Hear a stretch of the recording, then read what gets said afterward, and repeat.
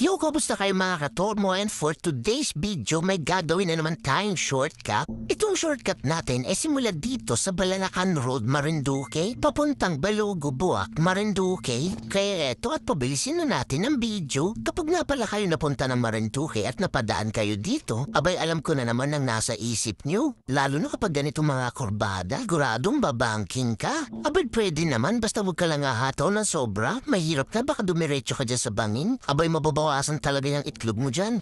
Patikat lang natin yung video. At pagdating nyo dito mga katormo, ito nga pala ay papunta ng Mugpog. Pero dito tayo banda sa may Kapayang. At huwag na kayong humataw dito. Kasi sigurado ako mahaalog ang mga itlog nyo dyan. At nakakapanibago nga pala pag dito ka nagmamaneho sa probinsya. Walang katrapik-trapik. Di pagpapawisan ng inyong mga singit. Sa katunayan yan, nilalamig pa ako nito kasi umaambot. Kaya talaga namang so refreshing sa itlog.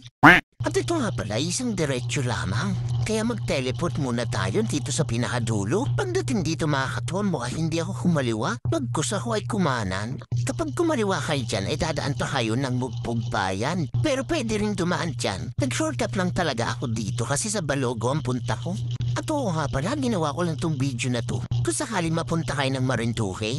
At talagang akin itong pinagmamalaki. Yung mga salita nga pala namin dito ay may punto, gaya ng mandin, trending na, ngani, wasak ngani ang itlog.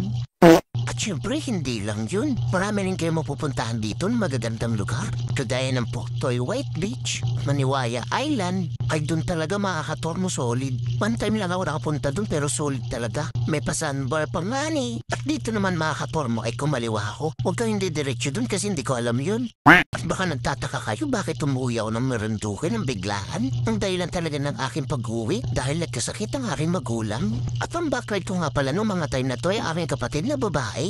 At dire-diretsuin nyo nga lang pala itong dinadaanan ko hanggang sa makarating kayo dito sa crossing. At dito ay kumaliwa kayo. Medyo kinabahan nga ang dalawang itlog ko. Buti na lang talaga at tuyo yung putik. Mahirap na kapag nadulas dyan. Sigurado yung motor ko magkukulay brown. At ang laki nga pala talaga ng pinagbago dito. Kasi yung kalsada nakasimento. Ito nga pala ating dinadaanan ay Buac Mugpog Bypass Road. Dati kasi nung dumadaan kami dito talagang malubak pa. At tipong parang dinidribble ng walang tigil yung dalawang itlog sa kakaalog. Pero tingnan nyo naman ngayon, sobrang smooth na. Tikap lang natin ng konti yung video. Dito tayo kung saan machichill ang mga utak nyo. Ito nga pala yung tinadaanan din namin dati na malubak. Pero ngayon tingnan nyo naman ang laki na ng kalsada. At syempre sementado na. Dito panigurado ako madidemonyo mga kamay nyo. Hataw-hataw na nga ni. At pagdating nyo naman dito mga katormo ay may dahan dyan pa kanan. Yan nga pala ay papuntang Buli Asnin. Pero syempre diretso pa ako. Kasi ang punta natin ay sa Balugo. Pero huwag naman sobrang diretso kasi pagdating dito ay kakanan na kayo. At malapit na nga pala tayo maarating sa bahay. Kapag dinire-diretso nyo to ay may madadaanan kayong tulay. At dito ay makakarating na kayo ng Balugo. Ano sa tingin nyo? Shortcut ba o long cut? Comment po naman. Let's go! Shoutout nga pala sa kaibigan ko kay Red Martin Ramos.